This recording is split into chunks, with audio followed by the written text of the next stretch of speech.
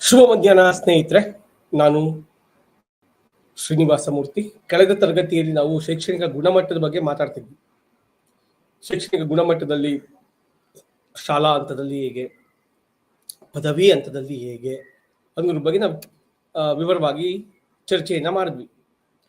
ಕಳೆದ ತರಗತಿಯಲ್ಲಿ ನ್ಯಾಕಲ್ಲಿ ಬರುವಂತ 7 ಕ್ರೈಟೀರಿಯಾಗಳಿಂದ ನಾವು 7 ಮಾನದಂಡಗಳು ಅಂತ ಕರಿತೀವಿ ಕ್ರೈಟೀರಿಯಾಗೆ. ಆ 7 ಮಾನದಂಡಗಳಲ್ಲಿ ಅಂಕಗಳ ಹಂಚಿಕೆ ಹೇಗೆ, ಅದರ ಆಧಾರದ ಮೇಲೆ ನಾವು ಶ್ರೇಣಿಯನ್ನು ಕೊಡುವುದು ಹೇಗೆ, ಇಂಥ ವಿಷಯದಲ್ಲಿ ನಾವು ಚರ್ಚೆಯನ್ನ ಮಾಡಿದ್ವಿ. ಈ ವಿಷಯನೂ ಸಹ NBA national board of accreditation ಅನ್ನುವಂಥದ್ದು ಮಾನ್ಯತೆಯ ದೃಷ್ಟಿಕೋನದಲ್ಲಿ ನಾವು ಸ್ವಲ್ಪ ಮಾಹಿತಿಯನ್ನು ತಿಳ್ಕೊಂಡಿದ್ವಿ. ನಾನು ಇಂದಿನ ತರಗತಿಯಲ್ಲಿ ಒಂದು ಹೆಜ್ಜೆ ಹಿಂದಕ್ಕೆ ಬಂದು ಮುಂದೆ ಹೋಗುವಂತ ಪ್ರಯತ್ನವನ್ನ ಮಾಡ್ತಾ ಇದ್ದೀನಿ. ಅಂದ್ರೆ ನ್ಯಾಕ್ ಬಗ್ಗೆ ತಿಳ್ಕೊಂಡಿದ್ವಿ, NBA ಬಗ್ಗೆನೂ ಮಾತಾಡಿದ್ವಿ. ಆದ್ರೆ ಈಗ NBA ಇಂದನೇ ನಾವು ಮುಂದೆ ಹೋಗೋಣ ಅಂತ NIRF ಬಗ್ಗೆನೂ ಮಾತಾಡಿದ್ವಿ.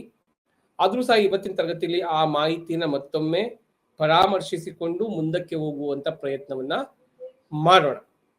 ನ್ಯಾಷನಲ್ ಬೋರ್ಡ್ ಆಫ್ ಅಕ್ರಿಡಿಟೇಷನ್ ಭಾರತವನ್ನು ಆರಂಭದಲ್ಲಿ all India council of technical education AICTE ಕಾಯ್ದೆಯ ಸೆಕ್ಷನ್ 10U ಅಡಿಯಲ್ಲಿ 1994ರಲ್ಲಿ ತಾಂತ್ರಿಕ ಆವರ್ತಕ ಮೌಲ್ಯಮಾಪನಗಳಿಗಾಗಿ ಸ್ಥಾಪನೆಯನ್ನ ಮಾಡಿದೆ. AICTE ಅನ್ನೋದು ನಮ್ಮೆಲ್ಲರಿಗೂ ಗೊತ್ತಿದೆ. All India council of technical education diploma ಕಾಲೇಜುಗಳಿಗೆ, ITL ಕಾಲೇಜುಗಳಿಗೆ ಮತ್ತೆ ಇಂಜಿನಿಯರಿಂಗ್ ಕಾಲೇಜುಗಳಿಗೆ AICTE ತನ್ನ ಶಿಫಾರಸುಗಳನ್ನ ಮಾಡುತ್ತೆ. ಒಂದಷ್ಟು ಮಾನದಂಡಗಳನ್ನ ಕಾಪಾಡ್ಕೋಬೇಕು ಅಂತ ಹೇಳುತ್ತೆ. ಅದನ್ನ ಎಲ್ಲ ತಾಂತ್ರಿಕ ವಿದ್ಯಾಲಯಗಳು ಹೇಗೆ ನಿಭಾಯಿಸಬೇಕು, ಅದರ ಉಸ್ತುವಾರಿಕೆಯನ್ನ, ಅದರ ಗುಣಮಟ್ಟವನ್ನ ಪರೀಕ್ಷಿಸುವ, ಮೌಲ್ಯಮಾಪಿಸುವ ಕಾರ್ಯವನ್ನ AICTE ಮಾಡ್ತಾ ಬರ್ತಿದೆ. ಇದರ ಅನ್ವಯವಾಗಿಯೇ NBA ಸಹ ತನ್ನ ನಿರ್ಧಾರಗಳನ್ನ, ಮಾನದಂಡಗಳನ್ನ, ಕೆಲವೊಂದಷ್ಟು ಸೂಚನೆಗಳನ್ನ AICTEಗೆ ನೀಡ್ತಾ ಬರುತ್ತೆ, ಅದರ ಶಿಫಾರಸುಗಳನ್ನ ಮಾಡ್ತಾ ಬರುತ್ತೆ. ಸೊ ಹಾಗಾಗಿ ನಾವು ಇಂದಿನ ತರಗತಿಯಲ್ಲಿ ನೋಡಿದಂತೆ NBA ಅನ್ನೋದು ನ್ಯಾಷನಲ್ ಬೋರ್ಡ್ ಆಫ್ ಅಕ್ರಿಡಿಟೇಷನ್, ರಾಷ್ಟ್ರೀಯ ಮಾನ್ಯತಾ ಮಂಡಳಿಯ ಬಗ್ಗೆ ತಿಳ್ಕೊಂಡಿದ್ವಿ. ಸೊ ಇದು ತಾಂತ್ರಿಕ ಶಿಕ್ಷಣಕ್ಕೆ ಹೆಚ್ಚು ಒತ್ತನ್ನು ನೀಡುತ್ತೆ. ನ್ಯಾಕ್ ಬಂದಾಗ ಹ್ಯುಮ್ಯಾನಿಟೀಸ್ ಒಳಗೊಂಡಂತೆ ನಾವೇನು ವಿವಿಧ ಶೈಕ್ಷಣಿಕ ಸಂಸ್ಥೆಗಳನ್ನ ಪದವಿ ಹಂತದ ಶೈಕ್ಷಣಿಕತೆಗಳನ್ನ ನೋಡ್ತಾ ಇದೀವೋ, ಅದರಲ್ಲಿ ನ್ಯಾಕ್ ಕೆಲಸ ಮಾಡಿದ್ರೆ ಹ್ಯುಮ್ಯಾನಿಟೀಸ್ ಮಾನವೀಯ ವಿಚಾರಗಳಿಗೆ ಸಂಬಂಧಪಟ್ಟಂತ ವಿವಿಧ ವಿಷಯಗಳನ್ನ ಪ್ರತಿಪಾದಿಸುವ, ಬೋಧಿಸುವ ಕೆಲಸ ಯಾವೆಲ್ಲ ಉನ್ನತ ಶಿಕ್ಷಣ ಸಂಸ್ಥೆಗಳು ಮಾಡ್ತಾವೋ, ವಿಶ್ವವಿದ್ಯಾಲಯಗಳು ಮಾಡ್ತಾವೋ, ಅವುಗಳ ಶ್ರೇಣಿಯನ್ನ, ಅವುಗಳ ಗುಣಮಟ್ಟವನ್ನ ಪರೀಕ್ಷೆ ಮಾಡುವಂತ ಕೆಲಸವನ್ನ ನ್ಯಾಕ್ ಮಾಡುತ್ತೆ. ಅದೇ ರೀತಿಯಾಗಿ ಪದವಿ ಹಂತದ ತಾಂತ್ರಿಕ ವಿಷಯಗಳಿಗೆ ಸಂಬಂಧಪಟ್ಟಂತ ಮೌಲ್ಯಮಾಪನಗಳನ್ನ ಮಾಡುವಂತ ಕೆಲಸವನ್ನ ರಾಷ್ಟ್ರೀಯ ಮಾನ್ಯತಾ ಮಂಡಳಿ ಮಾಡ್ತಾ ಬರುತ್ತೆ. ಸ್ನೇಹಿತರೆ, NBAಯ ರಾಷ್ಟ್ರೀಯ ಮಾನ್ಯತಾ ಮಂಡಳಿ ಏನಿದೆಯೋ, ವ್ಯವಹಾರ ಕಾರ್ಯಕಾರಿ ಸಮಿತಿಯಿಂದ ಅನುಮೋದಿಸಲಾಗಿರುವಂತ ನಿಯಮಗಳು, ಉಪಕಾನೂನುಗಳ ಪ್ರಕಾರ ಕಾರ್ಯನಿರ್ವಹಿಸುತ್ತೆ, ನಿರ್ದೇಶಿಸುತ್ತೆ, ಮತ್ತೆ ಜನರಲ್ ಕೌನ್ಸಿಲಿಂದನೂ ಸಹ ಅನುಮೋದಿಸಲಾಗಿದೆ.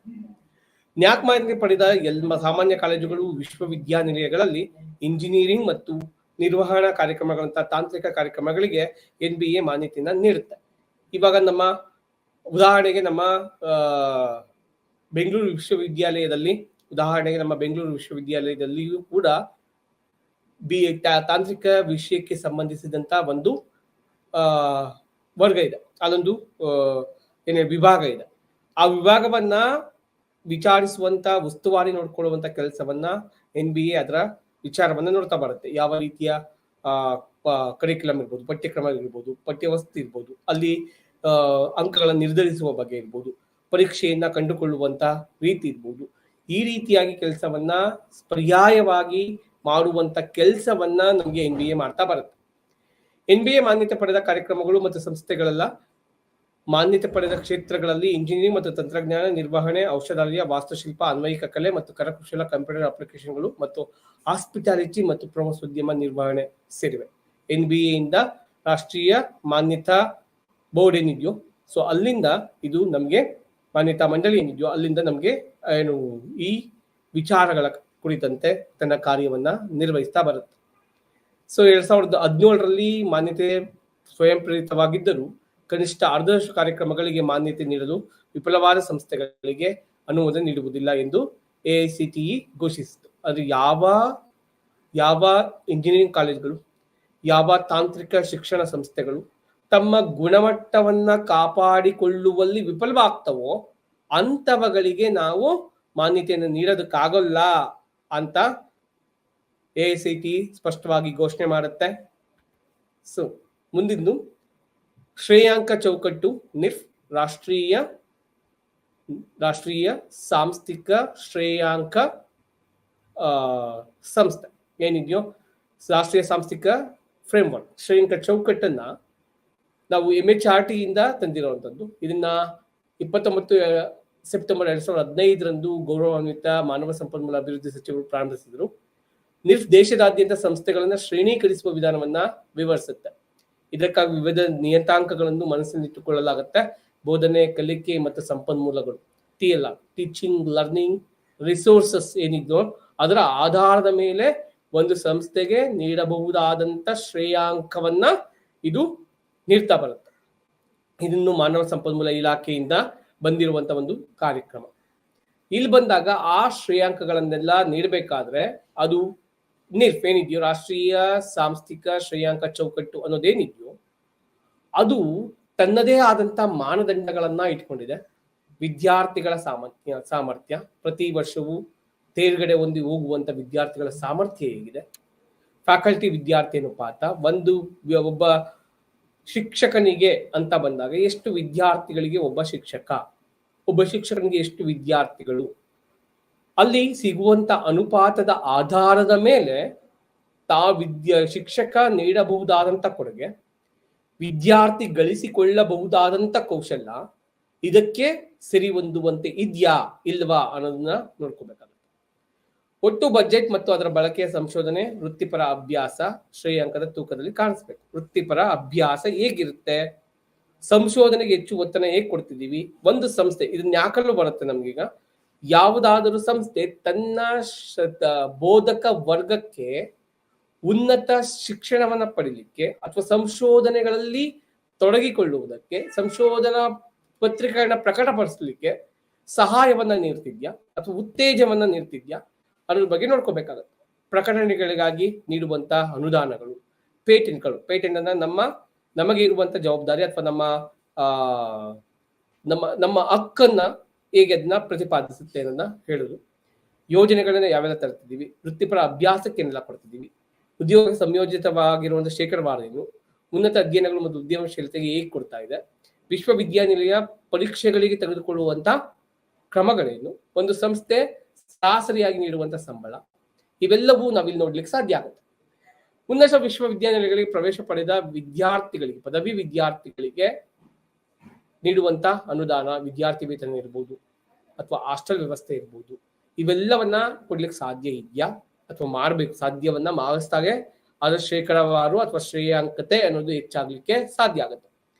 ಇತರ ರಾಜ್ಯಗಳು, ದೇಶಗಳಿಂದ ಶೇಕಡಾ ವಿದ್ಯಾರ್ಥಿಗಳು ಎಷ್ಟು ಅವಕಾಶವನ್ನ ಕೊಡ್ತಿದ್ದೇವೆ, ಮಹಿಳಾ ಕೋಟಾದಲ್ಲಿ ಎಷ್ಟು ಜನ ಬರ್ತಾರೆ, ಆರ್ಥಿಕವಾಗಿ ಸಾಮಾಜಿಕವಾಗಿ ಹಿಂದುಳಿದ ವಿದ್ಯಾರ್ಥಿಗಳಿಗೆ ಹೇಗೆ ನೋಡ್ತೀರಾ, ದೈಹಿಕವಾಗಿ ಸವಾಲಿನ ವಿದ್ಯಾರ್ಥಿಗಳಿಗೆ ಯಾವ ರೀತಿಯ ಗ್ರಹಿಕೆ ಸೌಲಭ್ಯಗಳನ್ನು ಕೊಟ್ಟಿದ್ದೀರಾ, ಸಮವಯಸ್ಕರ ಗ್ರಹಿಕೆ ಹೇಗಿದೆ, ಸಮವಯಸ್ಕರ ಶೈಕ್ಷಣಿಕವಾಗಿ ಮತ್ತೆ ಉದ್ಯೋಗದಾಯಕವಾಗಿ ಎಲ್ಲಿ ಎಷ್ಟು ಪ್ಲೇಸ್ಮೆಂಟ್ಗಳನ್ನ ಕೊಡ್ಲಿಕ್ಕೆ ಸಾಧ್ಯ ಆಗುತ್ತೆ, ಸಾರ್ವಜನಿಕ ಗ್ರಹಿಕೆ ಸ್ಪರ್ಧಾತ್ಮಕತೆ, ಇವೆಲ್ಲವೂ ಸಹ ನಮ್ಮ ರಾಷ್ಟ್ರೀಯ ಸಾಂಸ್ಥಿಕ ನಾವೇನ್ ಹೇಳ್ತೀವಿ ಚೌಕಟ್ಟೇನು, ಶ್ರೇಯಾಂಕ ಚೌಕಟ್ಟೇನಿದೆಯೋ ಅದರ ಒಳಗೆ ನಿಂತಿರೋದನ್ನ ನಾವು ನೋಡ್ಲಿಕ್ಕೆ ಸಾಧ್ಯ ಆಗುತ್ತೆ. ನ್ಯಾಕ್ UGCಯ ಸ್ವಾಯತ್ತ ಸಂಸ್ಥೆಯಾಗಿದೆ. ಇದು ದೇಶದ ಶಿಕ್ಷಣ ಸಂಸ್ಥೆಗಳು ಮಾನ್ಯತೆಯ ಸ್ಥಿತಿಯನ್ನು ನಿರ್ಣಯಿಸುತ್ತದೆ.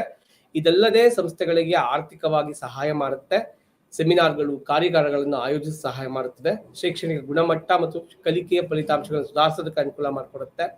ಅದ್ರ ಜೊತೆಗೆ 1997ರಲ್ಲಿ QCI ಬಂದರೂ ಸಹ, ಕೌನ್ಸಿಲ್ ಆಫ್ ಇಂಡಿಯಾ ಬಂದರೂ ಸಹ ಇದನ್ನ ಪದವಿ ಅರ್ಥದಲ್ಲಿ ಅಳವಡಿಸಿಕೊಳ್ಳುವಂತ ಪ್ರಯತ್ನವನ್ನ ಮಾಡಿತ್ತು.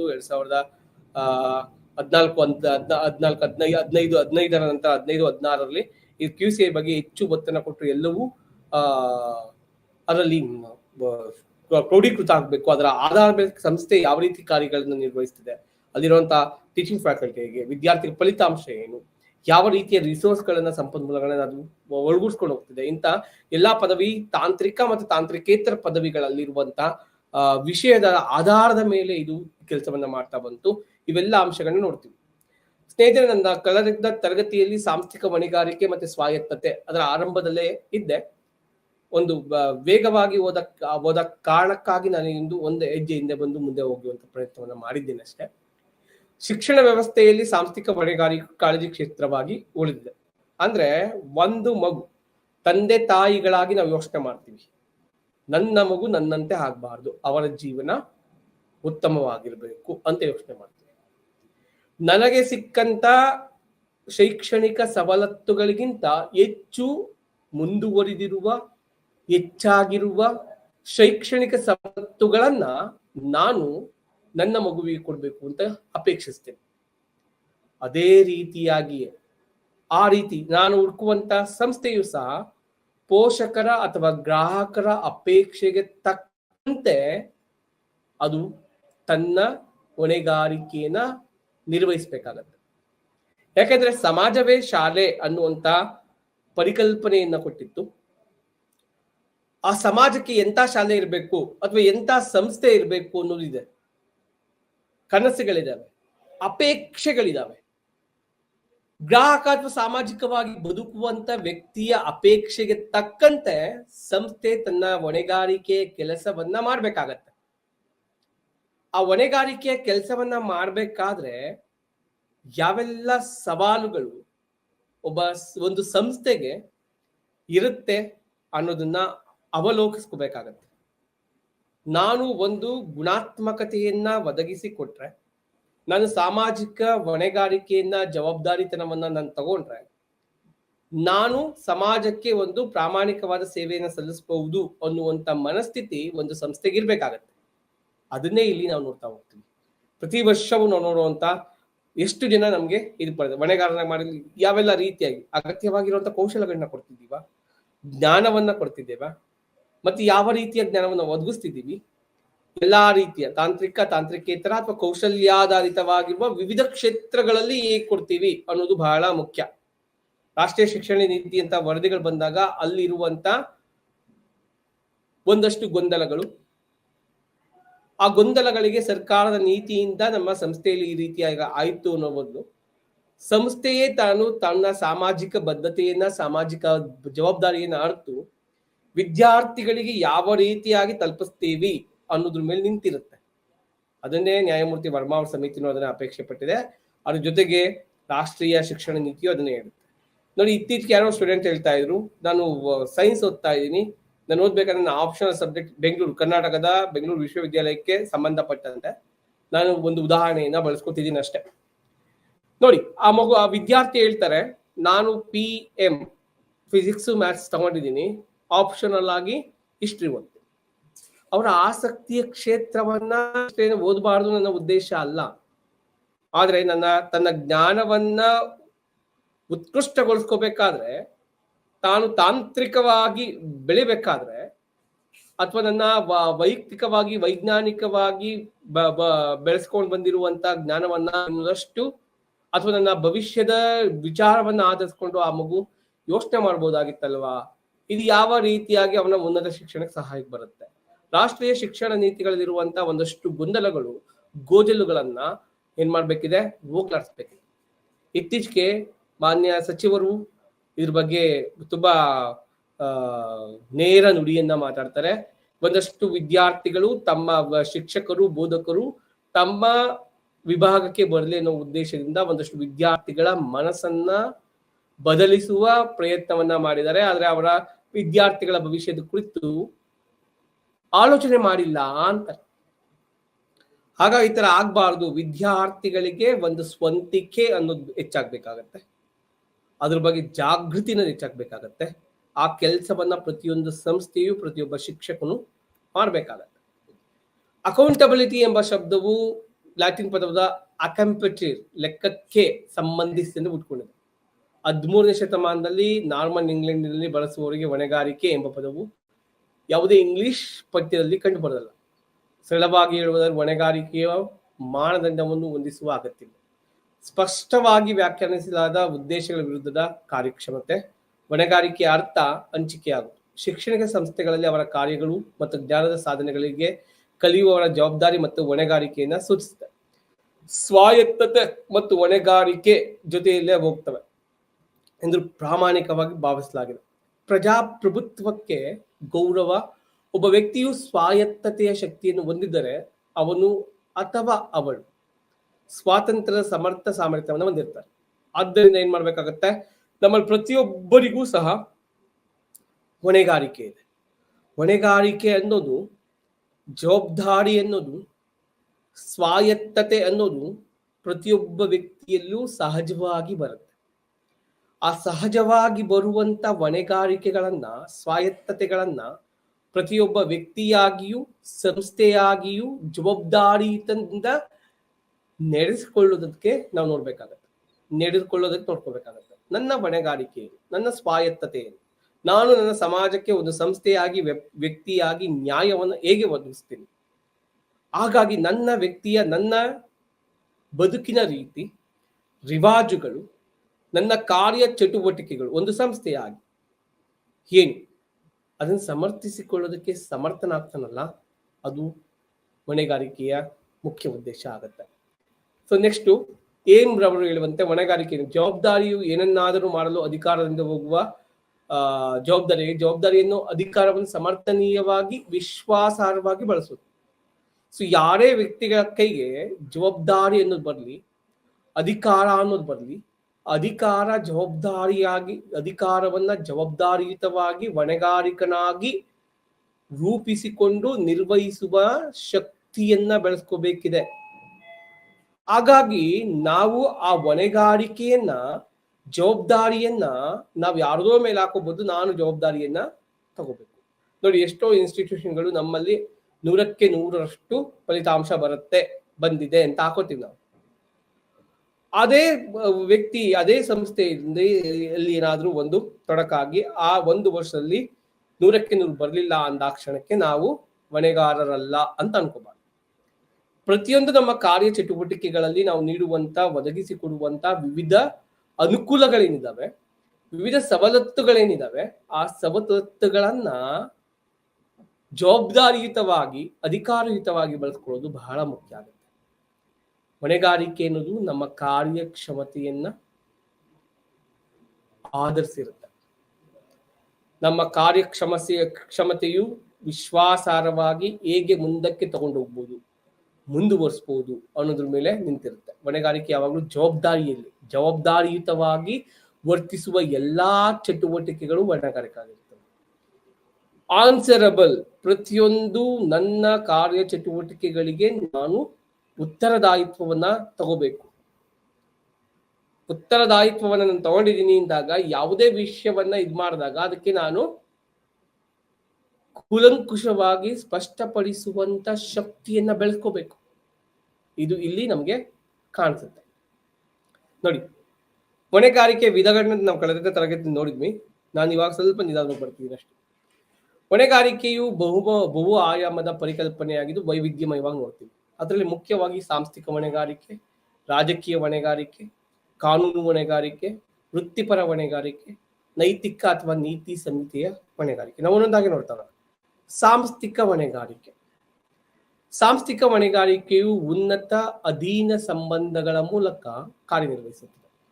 ಪ್ರಾಂಶುಪಾಲರು, ಉಪಕುಲಪತಿಗಳು ಅಥವಾ ಶಿಕ್ಷಕರಂತೆ ಸೊ ವಿವಿಧ ರೀತಿಯಾದಂತ ಜವಾಬ್ದಾರಿಗಳ ಸಾಂಸ್ಥಿಕ ಜವಾಬ್ದಾರಿನ ಹೊಂದಿರ್ತೇವೆ ನಾವು.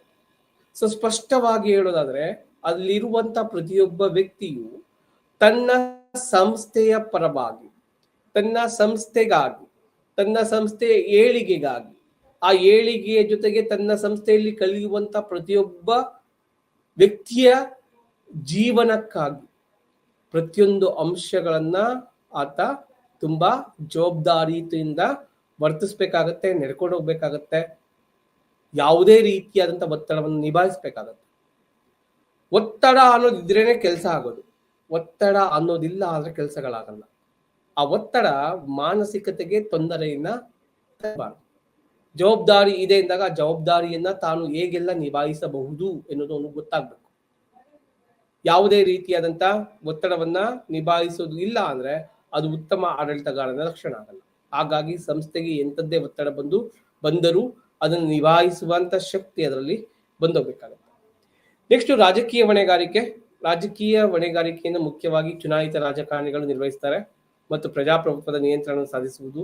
ಇದನ್ನು 3 ಆಯಾಮಗಳಲ್ಲಿ ಕಾರ್ಯಗತಗೊಳಿಸಲಾಗಿದೆ. ರಾಜಕೀಯ ಪಕ್ಷಗಳ ಪ್ರತಿನಿಧಿಗಳ ಆಯ್ಕೆ, ಮಂತ್ರಿ ಮತ್ತು ಸಚಿವಾಲಯದ ಪ್ರತಿಯೊಂದು ವ್ಯವಹಾರಕ್ಕೂ ಜವಾಬ್ದಾರರಾಗಿರುವ ಮಂತ್ರಿಗಳ ಮೂಲಕ ಪರೋಕ್ಷವಾಗಿ ಅನ್ವಯಿಸಿದಾಗ, ಸಾಂವಿಧಾನಿಕ ಅಥವಾ ಇತರದಲ್ಲಿ ವ್ಯಕ್ತಪಡಿಸಿದ ಶಾಸನಗಳು, ಸಮಾನ ದಾಖಲೆಗಳು ಇತ್ಯಾದಿ. ರಾಜಕೀಯ ಹೊಣೆಗಾರಿಕೆ ಅಂದಿದ ತಕ್ಷಣ ಈಗ ನಾವು ಮುಂದಿನ ತಿಂಗಳೇ ನಾವು ಎಲೆಕ್ಷನ್ಗೆ ಹೋಗ್ತಿದ್ದೀವಿ, ಏನು ಲೋಕಸಭಾ ಚುನಾವಣೆಗೆ ಹೋಗ್ತಿದ್ದೀವಿ. ಒಂದಷ್ಟು ಪಕ್ಷಗಳು ತಮ್ಮದೇ ಆದಂತ ಅಜೆಂಡಾಗಳನ್ನ ಅಲ್ಲಿ ಪ್ರಸ್ತುತಪಡಿಸ್ತವೆ, ತಮ್ಮದೇ ಆದಂತ ಕಲ್ಪನೆಯ ಭಾರತಗಳನ್ನ ತೋರಿಸ್ತಾ ಹೋಗ್ತಾರೆ. ತಾವು ಮುಂದೆ ಮಾಡಬೇಕಾಗಿರುವಂತ ಕಾರ್ಯಗಳು, ತಮ್ಮ ಪ್ರಕಲ್ಪನೆಗಳೇನಿದಾವೆ ಅವುಗಳನ್ನ ಮುಂದೆ ಇಡುವಂತ ಪ್ರಯತ್ನವನ್ನ ಮಾಡ್ತಾರೆ. ಪ್ರಪೋಸ್ಡ್ ಏನಾಗಿರುತ್ತೋ ತಾವು ಮುಂದೆ ಬಂದ್ರೆ ಏನೆಲ್ಲ ಮಾಡ್ತೀವಿ ಅಂತ ಇದ್ ಮಾಡ್ತಾ ಹೋಗ್ತಾರೆ. ಸೊ ಈಗ ರಾಜಕೀಯ ಹೊಣೆಗಾರಿಕೆ ಅನ್ನೋದು ರಾಜಕಾರಣಿಗಳು ಅಥವಾ ಪಕ್ಷಕ್ಕೆ ಸೀಮಿತವಾಗಿರುತ್ತೆ. ರಾಜಕೀಯ ಹೊಣೆಗಾರಿಕೆ ಅನ್ನೋದು ರಾಜಕೀಯ ಪಕ್ಷಗಳಿಗೆ ಮಾತ್ರವೇ ಸೀಮಿತ ಅಲ್ಲ, ಪ್ರಜಾಪ್ರಭುತ್ವದ ನಿಯಂತ್ರಣದಲ್ಲಿ ಅದು ಒದಗಿಸುತ್ತೆ. ಹಾಗೆ ಪ್ರಜಾಪ್ರಭುತ್ವದ ವ್ಯಾಪ್ತಿಗೊಳಪಡ್ತೀವಿ ಅಂದಾಗ ರಾಜಕೀಯ ಹೊಣೆಗಾರಿಕೆಯಲ್ಲಿ ರಾಜಕೀಯ ಪಕ್ಷಗಳು ಮಾತ್ರ ಅಲ್ಲ, ಆ ರಾಜಕೀಯ ಪಕ್ಷಗಳನ್ನ ಅಧಿಕಾರಕ್ಕೆ ತರುವಂತ ಪ್ರತಿಯೊಬ್ಬ ನಾಗರಿಕನ ಚುನಾಯಿಸುವಂತ ಶಕ್ತಿ ಇರೋ ಪ್ರತಿಯೊಬ್ಬರ ಜವಾಬ್ದಾರಿ ಆಗಿರುತ್ತೆ, ಹೊಣೆಗಾರಿಕೆ ಆಗಿರುತ್ತೆ. ಸರ್ಕಾರ ಈಗ ಮಾಡ್ತು ಆಗ ಮಾಡ್ತು ಅಂತ ನಾವ್ ಹೇಳ್ಬೇಕಾದ್ರೆ, ನಾವು ದೂಷಿಸಬೇಕಾದ್ರೆ, ಹೊಗಳಬೇಕಾದ್ರೆ, ನಾನು ಮುಂದೆ ನಿಂತು ನನ್ನ ಹೊಣೆಗಾರಿಕೆಯನ್ನ ನಿಭಾಯಿಸ್ತಿದ್ದೀನ, ಪ್ರಜಾಪ್ರಭುತ್ವದ ಮೌಲ್ಯಕ್ಕೆ ನಾನು ಬದ್ಧವಾಗಿ ನಡ್ಕೊಂಡಿದ್ದೀನ, ಇವು ಬಹಳ ಮುಖ್ಯ ಆಗುತ್ತೆ. ರಾಜಕೀಯ ಪಕ್ಷಗಳ ಪ್ರತಿನಿಧಿಗಳ ಆಯ್ಕೆ. ರಾಜಕೀಯ ಪಕ್ಷಗಳ ಪ್ರತಿನಿಧಿಗಳ ಆಯ್ಕೆ ಆ ಪಕ್ಷ ಆಂತರಿಕವಾಗಿ ನಡೆಯುವಂತಹ ರೀತಿ, ಅದಾದ್ಮೇಲೆ ಯಾರಿಗೆ ಯಾವ ಜವಾಬ್ದಾರಿ ಕೊಡಬೇಕು ಅನ್ನೋದು ಆಂತರಿಕ ನಡೆಯುತ್ತೆ. ಅದಾದ್ಮೇಲೆ ಬಹಿರಂಗ ಆದ್ಮೇಲೆ ಅವ್ರು ಹೇಗೆಲ್ಲ ನಡ್ಕೊಳ್ಳೋಕೆ ಸಾಧ್ಯ ಆಗುತ್ತೆ, ಯಾವ ಅಧಿಕಾರಕ್ಕೆ ಹೋಗ್ತಾರೆ ಏನು ಅಂತ. ಮಂತ್ರಿ ತಮ್ಮ ಸಚಿವಾಲಯ ಪ್ರತಿಯೊಂದು ವ್ಯವಹಾರಕ್ಕೂ ಜವಾಬ್ದಾರಿರುವ ಮಂತ್ರಿಗಳ ಮೂಲಕ ಪರೋಕ್ಷವಾಗಿ ಅನ್ವಯಿಸಿದಾಗ, ಯಾವುದೇ ಖಾತೆಯನ್ನ ವಹಿಸ್ಕೊಂಡಾಗ, ಯಾವುದೇ ವಿಚಾರವನ್ನ ತಗೊಂಡಾಗ ಆ ವಿಚಾರಗಳಿಗೆ ಅಥವಾ ಆ ನಿಲುವುಗಳಿಗೆ ತಾನು ಜವಾಬ್ದಾರ ಆಗಿರ್ತೀನಿ ಅನ್ನುವಂತ ವಿವೇಚನೆಯನ್ನ ಪ್ರತಿಯೊಬ್ಬ ಮಂತ್ರಿಯು ಹೊಂದಿರ್ಬೇಕಾಗತ್ತೆ. ಸಾಂವಿಧಾನಿಕ ಅಥವಾ ಇತರದಲ್ಲಿ ವ್ಯಕ್ತಪಡಿಸಿದ ಶಾಸನಗಳು, ಸಮಾನ ದಾಖಲೆಗಳು. ಯಾವುದೇ ಕಾನೂನನ್ನ ಅಸ್ತಿತ್ವ ತರಬೇಕಾದ್ರೆ, ಇವಾಗ CAA ಪರ ವಿರೋಧವಾಗಿ ನಡೆಯುವಂತ ಚರ್ಚೆಗಳು ಇದಾವೆ. ಆ ಶಾಸನಗಳನ್ನ ನಾವು ತರಬೇಕಾದ್ರೆ ಅಲ್ಲಿ ಸೇರುವಂತಹ ದಾಖಲೆಗಳು, ನಾವು ನೀಡುವಂತಹ, ನಾವು ಒದಗಿಸುವಂತಹ, ನಾವು ಕೊಡುವಂತಹ ಪ್ರತಿಯೊಂದು ದಾಖಲೆಗಳು ಮುಖ್ಯ ಆಗುತ್ತೆ. ದಾಖಲೀಕರಿಸುವುದು ಸಾಂವಿಧಾನಿಕವಾಗಿ ಬಹಳ ಮುಖ್ಯ.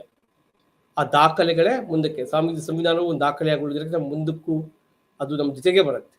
ಹಾಗಾಗಿ ಯಾವುದಾದ್ರು ತಿದ್ದುಪಡಿ ಆಯ್ತಾ ಅಥವಾ ಯಾವುದೋ ಹೊಸ ಕಾನೂನುಗಳು ತಂದ್ವಾ, ಅದನ್ನೆಲ್ಲವನ್ನ ಅನ್ವಯಿಸೋದಕ್ಕೆ ಪ್ರಯತ್ನವನ್ನ ಪಡಬೇಕು. ಇವೆಲ್ಲವೂ ರಾಜಕೀಯ ಹೊಣೆಗಾರಿಕೆ ಆಗಿರ್ತವೆ. ಕಾನೂನು ಹೊಣೆಗಾರಿಕೆ. ಕಾನೂನು ಹೊಣೆಗಾರಿಕೆಯಲ್ಲಿ ನ್ಯಾಯಾಲಯಗಳು ಮತ್ತು ಇತರ ನ್ಯಾಯಾಂಗ ಸಂಸ್ಥೆಗಳ ಹೊಣೆಗಾರಿಕೆ ವ್ಯವಸ್ಥೆಗಳು ಹಕ್ಕುಗಳನ್ನು ರಕ್ಷಿಸುವ ಮೂಲಕ ಮತ್ತು ತಪ್ಪುಗಳನ್ನು ಸರಿಪಡಿಸುವ ಮೂಲಕ ಕೇಂದ್ರ ಪಾತ್ರವನ್ನ ನಿರ್ವಹಿಸ್ತವೆ. ಇದು ಹೆಚ್ಚಾಗಿ ಸಾಂಸ್ಥಿಕ ಮತ್ತು ವೈಯಕ್ತಿಕ ನಡವಳಿಕೆಯ ಸಮಗ್ರತೆಯನ್ನ ಪರಿಶೀಲಿಸುತ್ತೆ. ಕಾನೂನು ಹೊಣೆಗಾರಿಕೆ, ನಮ್ಮ ಮೂಲಭೂತ ಹಕ್ಕುಗಳಿದಾವೆ. 6 ಮೂಲಭೂತ ಹಕ್ಕುಗಳಲ್ಲಿ ನಮ್ಗೆ ಏನಾದರೂ ಅನ್ಯಾಯ ಆದ್ರೆ, ತಡೆಗಳಾದ್ರೆ ಅದನ್ನ ಬಗೆಹರಿಸ್ಕೊಳ್ಳಿಕ್ಕೆ ನಾವು ಕಾನೂನು ಹೋರಾಟವನ್ನ ಮಾಡ್ಬೋದು. ಇದನ್ನ ನಮ್ಮ ಸಂವಿಧಾನ ನಮ್ಗೆ ಸಂವಿಧಾನಬದ್ಧವಾಗಿ ಒದಗಿಸಿಕೊಟ್ಟಿದೆ. ಸಾಂಸ್ಥಿಕ ಮತ್ತೆ ವೈಯಕ್ತಿಕ ನಡವಳಿಕೆಯಲ್ಲಿ ಬಂದಾಗ ನಾವು ನಮ್ಮ ಹಕ್ಕುಗಳನ್ನ ಕಾಪಾಡ್ಕೋಬೇಕು ಅಂದಾಗ ಆ ಕಾನೂನಿಗೆ ಪ್ರತಿಯೊಬ್ಬ ವ್ಯಕ್ತಿಯ ಅಥವಾ ಸಂಸ್ಥೆಯ ಶಕ್ತಿಯನ್ನ ಸಂಸ್ಥೆಯ ಕಾಪಾಡುವಂತ, ಅದರ ಹಕ್ಕುಗಳನ್ನ ಉಳಿಸುವಂತ ಕೆಲಸವನ್ನ ಮಾಡ್ತಾ ಹೋಗುತ್ತೆ. ಇದು ನ್ಯಾಯಾಂಗದಲ್ಲಿ ಯಾವುದೇ ಇದ್ರ ಬಂದಾಗೂ ಅದನ್ನ ಪಡ್ಕೊಳಕ್ ಸಾಧ್ಯ ಆಗುತ್ತೆ. ವೃತ್ತಿಪರ ಹೊಣೆಗಾರಿಕೆ. ಶಿಕ್ಷಕರು, ವಕೀಲರು, ವೈದ್ಯರು ಮುಂತಾದ ವೃತ್ತಿಪರರು ಕೆಲವು ನೀತಿ ಸಂಹಿತೆಗಳು, ವೃತ್ತಿಪರ ಸಂಘಗಳನ್ನು ನಿಗದಿಪಡಿಸಿದ್ದ ಅಭ್ಯಾಸಗಳಿಗೆ ಬದ್ಧವಾಗಿರ್ಬೇಕು.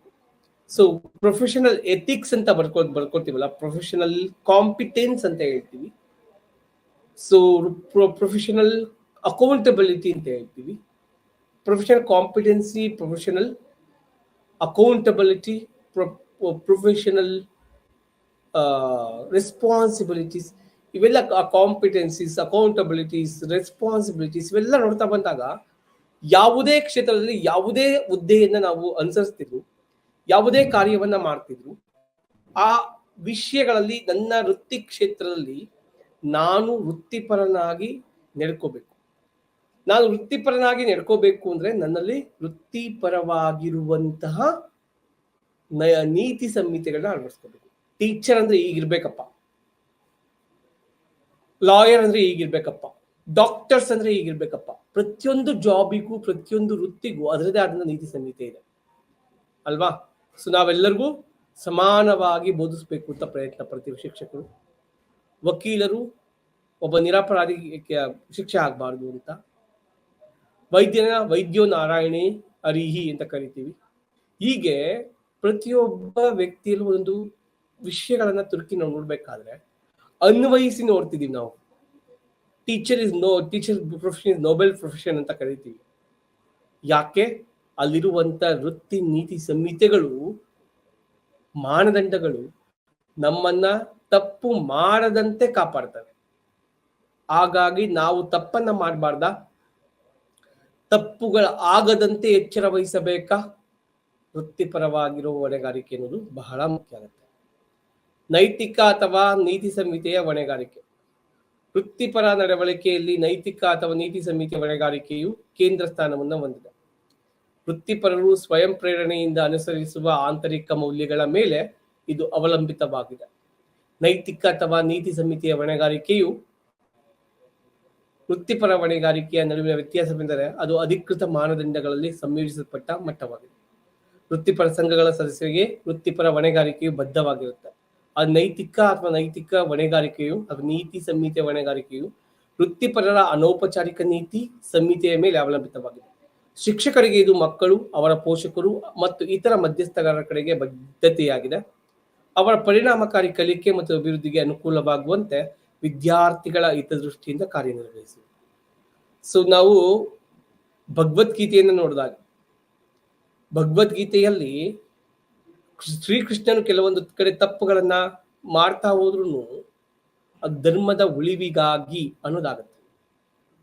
ಧರ್ಮದ ಉಳಿವಿಗಾಗಿ, ಮಾನವ ಧರ್ಮದ ಉಳಿವಿಗಾಗಿ, ಮಾನವೀಯತೆಗಾಗಿ, ಇವೆಲ್ಲ ಮೌಲ್ಯ, ನೈತಿಕ ಮೌಲ್ಯಗಳು ಅಂದಾಗ ಇವಿಷ್ಟೇ ಮೌಲ್ಯ, ಇವಿಷ್ಟೇ ನೈತಿಕತೆ ಅಂತ ನಾವು ಪರಿಭಾವಿಸೋದಕ್ಕೆ, ಇಷ್ಟೇ ಅಂತ ಹೇಳಲಿಕ್ಕೆ ಸಾಧ್ಯ ಆಗಲ್ಲ.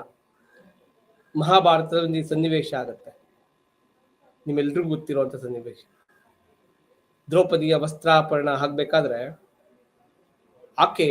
ಆಕೆ ಜುಟ್ಟನ್ನ ಹಿಡಿದು ದುಶ್ಯಾಸನ ಎಳೆದು ಸಭಾ ಮಧ್ಯಕ್ಕೆ ಇರ್ಬೇಕಾದ್ರೆ ಆಕೆ ದೇವರನ್ನ ನೆನೆಸಿರ್ಲಿಲ್ಲ, ಕೃಷ್ಣನನ್ನ ಕೂಗಿರ್ಲಿಲ್ಲ, ನನ್ನನ್ನು ಕಾಪಾಡು ಅಂತ ಕರೆದಿರ್ಲಿಲ್ಲ ಭಗವಂತನನ್ನ. ಆಕೆ ತನ್ನ ಶಕ್ತಿಯ ಮೇಲೆ ಇದ್ಲು. ತನ್ನ ಶಕ್ತಿ ಅನ್ನೋದ್ಕಿಂತಲೂ ತನ್ನ ನಂಬಿಕೆ ತನ್ನ ಗಂಡಂದಿರ ಮೇಲಿತ್ತು. ತನ್ನ ಗಂಡಂದಿರು ಅದನ್ನ ನಿಭಾಯಿಸಕ್ಕಾಗಲ್ಲ ಅಂತ ಭಗವಂತನ ಆಕೆ ಪ್ರಾರ್ಥಿಸ್ತಾಳೆ. ಆಗ ಭಗವಂತನ ಕೃಪೆ ಆಕೆ ಮೇಲೆ ಬರುತ್ತೆ, ಭಗವಂತ ಬರ್ತಾನೆ. ಹಾಗಾಗಿ ಭಗವಂತ ನ್ಯಾಯದ ಪರವಾಗಿರ್ತಾನೆ. ಆದ್ರೆ ನಾನು ನ್ಯಾಯದ ಪರವಾಗಿ ನಿರೀಕ್ಷೆಯನ್ನ ಇಟ್ಕೋಬೇಕು ಅನ್ನೋದು ಮನಸ್ತಿದ್ದಿಲ್ಲ. ಅದು ನೈತಿಕ ಮತ್ತೆ ನೀತಿ ಸಂಹಿತೆಯ ಹೊಣೆಗಾರಿಕೆ. ಒಬ್ಬ ಅಧಿಕಾರಿಯ ಬಗ್ಗೆ ಒಂದು ವಿಷಯ ಬರುತ್ತೆ. ಅವರು ಒಂದು ಬಹುದೊಡ್ಡ ಇಲಾಖೆಯಲ್ಲಿ ಹೆಚ್ಚಾಗಿ ಲಂಚವೇ ನಡೆಯುವಂತ ಭ್ರಷ್ಟಾಚಾರದ ಇಲಾಖೆಯಲ್ಲಿ ಕೆಲಸವನ್ನ ಮಾಡ್ತಿರ್ತಾರೆ. ಅವ್ರು ಯಾವತ್ತೂ ಸಹ ₹1 ಮುಟ್ಟೋದಿಲ್ಲ, ಲಂಚ ಇಸ್ಕೊಳ್ಳಲ್ಲ, ಲಂಚದ ರೂಪದಲ್ಲಿ ಬರಬಹುದಾದಂತೆ ಯಾವುದೇ ವಸ್ತುಗಳನ್ನು ಸ್ವೀಕರಿಸಲ್ಲ. ತುಂಬಾ ಪಾರದರ್ಶಕವಾಗಿ ಕೆಲಸವನ್ನ ನಿರ್ವಹಿಸ್ತಾರೆ. ನಿಜ ಜೀವನದಲ್ಲಿರುವಂತ ವ್ಯಕ್ತಿ ಬಹಳಷ್ಟು ಜನ ಸಿಗ್ತಾರೆ. ಆದ್ರೆ ಕೆಲವೇ ಮಂದಿಯ ಬಗ್ಗೆ ವಿಷಯಗಳು ನಮ್ಮ ಕಿವಿ ತಲುಪ್ತವೆ ಕೂಡ. ಆ ಕೆಲವೇ ಮಂದಿ ವ್ಯಕ್ತಿಗಳಲ್ಲಿ ಇವರು ಅವ್ರ ಸ್ನೇಹಿತರು ಕೇಳ್ತಾರೆ, ನೀವೇನ್ರಿ ಅಂತ ಇಲಾಖೆಲಿದ್ದೀರಾ, ನೀವ್ ಹಂಗ್ ದುಡ್ಡು ಮಾಡ್ಬೋದು, ಹಿಂಗ್ ದುಡ್ಡು ಮಾಡ್ಬೋದು, ನೀವ್ ಯಾಕೆ ಅದನ್ನ ಮಾಡ್ತಾ ಇಲ್ಲ? ನಾನು ಯಾರ ಹತ್ರ ಲಂಚ ಇಸ್ಕೊಂಡು ಹೋಗಿ ನನ್ನ ಹೆಂಡತಿಗೆ ಯಾವುದೋ ಒಂದು ಸರವನ್ನು ಸೀರೆಯನ್ನು ಕೊಡಿಸ್ತೆ ಅಂತ ಇಟ್ಕೊಳ್ಳಿ, ಅದು ಅವನು ಕೊಡಿಸಿದಂತೆ ಆಗತ್ತೆ ಹೊರತು ನಾನು ನನ್ನ ದುಡ್ಡಿಂದ ನನ್ನ ಹೆಂಡತಿ ಕೊಡಿಸ್ದಂಗ ಆಗಲ್ವಲ್ಲ. ಲಂಚವನ್ನ, ಭ್ರಷ್ಟಾಚಾರವನ್ನ ಎಷ್ಟು ವಿಳಂಬಿಸಿ ವಿಶ್ಲೇಷಣೆ ನೂಕುವಂತ ಕೆಲಸವನ್ನ ಮಾಡ್ತಾರೆ. ಅದೇ ರೀತಿ ತನ್ನ ಜೀವನವನ್ನ ಕಳೀತಾರೆ. ಸಂಬಳದಲ್ಲಿ ನ್ಯಾಯಯುತವಾಗಿ ಬದುಕಿ ಇವತ್ತು ನಿವೃತ್ತಿ ಜೀವನವನ್ನು ನಡೆಸ್ತಿದ್ದಾರೆ. ನೋಡಿ, ಹೀಗೆ ಬದ್ಧತೆ ಅನ್ನೋದು ಪ್ರತಿಯೊಬ್ಬ ವ್ಯಕ್ತಿಯಲ್ಲೂ ಸಂಸ್ಥೆಯಲ್ಲೂ ಮೂಡಿ ಬರ್ಬೇಕಾಗುತ್ತೆ. ಅದು ವಿದ್ಯಾರ್ಥಿಗಳ ಹಿತದೃಷ್ಟಿಯಿಂದ ನೋಡ್ತಾ ಬಂದಾಗ ಪ್ರತಿಯೊಬ್ಬ ಶಿಕ್ಷಕ ಸಂಸ್ಥೆಯು ಅದರ ಒಂದು ಮಗುವನ್ನ ಸಂರಕ್ಷಿಸುವಂತ ಕೆಲಸವನ್ನ ಮಾಡ್ಬೇಕಾಗತ್ತೆ. ನಾವೆಲ್ಲ ಮೇಷ್ಟ್ರುಗಳು ಪುಸ್ತಕಗಳನ್ನ ಓದ್ತೀವಷ್ಟೇ, ಆದ್ರೆ ಶಿಕ್ಷಕನಾಗಿ ಮೊದಲು ನಾವು ಮಕ್ಕಳ ಮನಸ್ಸನ್ನ ಓದ್ಬೇಕಿದೆ. ಮಕ್ಕಳ ಮನಸ್ಸನ್ನ ಓದದೆ ನಾವೇನನ್ನೂ ಬೋಧಿಸೋದಕ್ಕಾಗಲ್ಲ, ಏನನ್ನೂ ಹೇಳ್ಕೊಡೋದಕ್ಕಾಗಲ್ಲ. ಹಾಗಾಗಿ ಪ್ರತಿಯೊಂದು ವೃತ್ತಿಯಲ್ಲಿಯೂ ನಾವು ಇನ್ನೊಬ್ರು ಕಲಿಸ್ಬೇಕು ಅಂದ್ರೆ ನಾವು ಕಲಿಬೇಕು, ಮತ್ತೊಬ್ರು ಕಲಿಸ್ಬೇಕು. ಕಲಿಯುವ ಮನಸ್ಥಿತಿಯನ್ನ ಬೆಳೆಸ್ಕೋಬೇಕು. ಇದು ನಿಜವಾದ ಶಿಕ್ಷಕನ ಲಕ್ಷಣ ಆಗುತ್ತೆ. ಯಾಕಂದ್ರೆ ಶಿಕ್ಷಕ ಪ್ರತಿನಿತ್ಯದ ವಿದ್ಯಾರ್ಥಿ. ಹಾಗಾಗಿ ಆ ವೃತ್ತಿ ಹೊಣೆಗಾರಿಕೆ ಅನ್ನೋದು, ನೈತಿಕ ಹೊಣೆಗಾರಿಕೆ ಅನ್ನೋದು ಬಹಳ ಮುಖ್ಯ ಆಗ್ತವೆ. ನೆಕ್ಸ್ಟ್, ಶೈಕ್ಷಣಿಕ ಸಂಸ್ಥೆಗಳ ಸಂದರ್ಭದಲ್ಲಿ ಜೋ ಅನ್ನಿ ಆಂಡರ್ಸನ್ 3 ರೀತಿಯ ಹೊಣೆಗಾರಿಕೆಯನ್ನು ನೀಡ್ತಾರೆ: ನಿಯಮಗಳ ಅನುಸರಣೆ, ವೃತ್ತಿಪರ ಮಾನದಂಡಗಳ ಅನುಸರಣೆ ಮತ್ತು ಫಲಿತಾಂಶಗಳು ಚಾಲಿತ ಆಧಾರಗಳಾಗಿವೆ. ಸೊ ನಿಯಮಗಳ ಅನುಸರಣೆ ಏನು? ನಿಯಮಗಳ ಅನುಸರಣೆ ಏನು? ವೃತ್ತಿಪರ ಮಾನದಂಡಗಳ ಅನುಸರಣೆ, ಫಲಿತಾಂಶಗಳ ಚಾಲಿತ ಆಧಾರಗಳು ಯಾವುವು? ಇವನ್ ಮುಂದೊಂದಾಗಿ ನೋಡ್ತಾ ಹೋಗೋಣ ಮುಂದಕ್ಕೆ. ಯಾವುದೇ ಶೈಕ್ಷಣಿಕ ವ್ಯವಸ್ಥೆಯ ವಿವಿಧ ಕಾರ್ಯನಿರ್ವಾಹಕರು ಕೆಲವು ನಿಯಮಗಳು ಮತ್ತು ನಿಬಂಧನೆಗಳು, ನೀತಿ ಸಂಹಿತೆಗಳು ಅಥವಾ ವೃತ್ತಿಪರ ನೀತಿ ಸಂಹಿತೆಗಳಿಂದ ನಿಯಂತ್ರಿಸಲ್ಪಡ್ತಾರೆ ಮತ್ತು ನಿಯಮಗಳಿಂದ ಯಾವುದೇ ವಿಚಲನಕ್ಕೆ ಜವಾಬ್ದಾರರಾಗಿರ್ತಾರೆ. ಅಂತೆಯೇ ವಿದ್ಯಾರ್ಥಿಗಳ ಕಲಿಕೆಗೆ ಅಂದರೆ ಫಲಿತಾಂಶಗಳಿಗೆ ಶಿಕ್ಷಕರು ಸಹ ಜವಾಬ್ದಾರರಾಗಿರ್ತಾರೆ. ಆದರೂ ವಿದ್ಯಾರ್ಥಿಗಳ ಕಲಿಕೆಗೆ ಶಿಕ್ಷಕರ ಮೇಲೆ ಹೊಣೆಗಾರಿಕೆಯನ್ನು ನಿಗದಿಪಡಿಸುವುದು ಚರ್ಚಾಸ್ಪದ ವಿಷಯ ಆಗಿದೆ. ಶಿಕ್ಷಕರ ನಿಯಂತ್ರಣದಲ್ಲಿಲ್ಲದ ಹಲವಾರು ಅಂಶಗಳಿಂದ ಪ್ರಭಾವಿತವಾಗಿರುತ್ತವೆ. ಸರಿ, ನಾವು ಇದನ್ನೇ ಒಂದೊಂದಾಗಿ ನೋಡ್ತಾ ಬರೋಣ. ನಿಯಮಗಳ ಅನುಸರಣೆ. ನಾನು ಶಿಕ್ಷಕನಾಗಿ ನನಗೆ ಇರುವಂತ ಜವಾಬ್ದಾರಿಗಳೇನು? ನಾನು ಯಾವ ರೀತಿಯ ನಿಯಮಗಳನ್ನ ಪಾಲಿಸ್ಬೇಕು?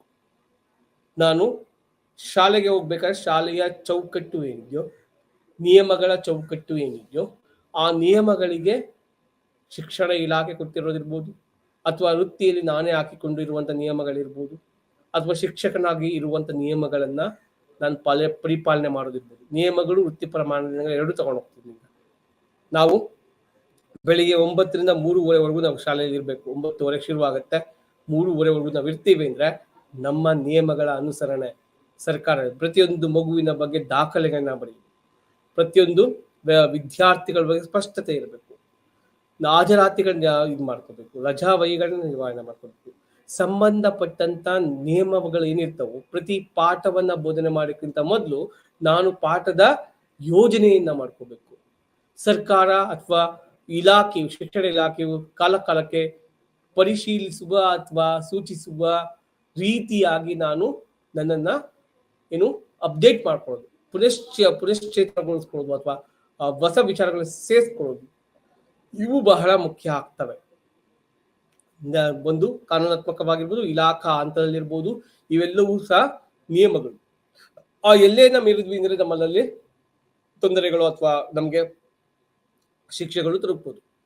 ವೃತ್ತಿಪರ ಮಾನದಂಡಗಳು ಅಂದಾಗ ನಾನು ಶಿಕ್ಷಕ ಅನ್ನಿಸ್ಕೊಂಡಾಗ್ಲಿಂದನೇ ನನ್ನ ವೃತ್ತಿಯ ಧರ್ಮಕ್ಕೆ ನಾನು ಎಷ್ಟು ನಿಷ್ಠನಾಗಿದ್ದೇನೆ ಅದು ಬಹಳ ಮುಖ್ಯ ಆಗತ್ತೆ. ನಾನು ಎಷ್ಟು ನಿಷ್ಠನಾಗಿದ್ದೆ, ನಾನೊಬ್ಬ ವೈದ್ಯ ಅನಿಸ್ಕೊಂಡೆ ನಾನು ಎಷ್ಟು ನಿಷ್ಠನಾಗಿದ್ದೆ, ನಾನೊಬ್ಬ ಇಂಜಿನಿಯರ್ ಅನ್ಸ್ಕೊಂಡಿದ್ದೀನಿ ಎಷ್ಟು ನಿಷ್ಠನಾಗಿದ್ದೇನೆ. ಪ್ರತಿಯೊಂದು ವೃತ್ತಿಗಳಿಗೂ, ಯಾವುದೇ ವೃತ್ತಿಯನ್ನು ತಗೊಳ್ಳಿ, ಪ್ರತಿಯೊಂದು ವೃತ್ತಿಗಳಿಗೂ ಅದರದೇ ಆದಂತ ಮಾನದಂಡ ಇರುತ್ತೆ. ಅದನ್ನ ಪರಿಪಾಲಿಸುವ, ಅನುಸರಿಸುವ ಶಕ್ತಿ ವ್ಯಕ್ತಿಯಲ್ಲಿ ಇರಬೇಕಾಗುತ್ತೆ. ಯಾವುದೇ ಪ್ರೊಫೆಷನ್, ಯಾವುದೇ ವೃತ್ತಿಯನ್ನ ಆತ ಮಾಡಿ, ಒಬ್ಬ ಮೆಕ್ಯಾನಿಕ್ ಇರಲಿ, ಒಬ್ಬ ಡ್ರೈವರ್ ಇರಲಿ, ಒಬ್ಬ ಕಂಡಕ್ಟರ್ ಇರಲಿ, ಯಾರು ಬೇಕಾದ್ರೂ ಆಗ್ಬೋದು, ತಮ್ಮ ವೃತ್ತಿಪರವಾಗಿರುವಂಥ ಮಾನದಂಡಗಳನ್ನ ಇದು ಮಾಡ್ಬೋದು. ಫಲಿತಾಂಶಗಳು ಚಾಲಿತ ಆಧಾರವಾಗಿವೆ. ಫಲಿತಾಂಶಗಳನ್ನ ನಾವು ಶಿಕ್ಷಣ ಕ್ಷೇತ್ರಕ್ಕೆ ತಂದಾಗ ನಾವು ಪ್ರತಿಯೊಂದು ಫಲಿತಾಂಶಗಳಿಗೆ ಶಿಕ್ಷಕ ಮತ್ತು ವಿದ್ಯಾರ್ಥಿಗಳು ಇಬ್ಬರು ಜವಾಬ್ದಾರ.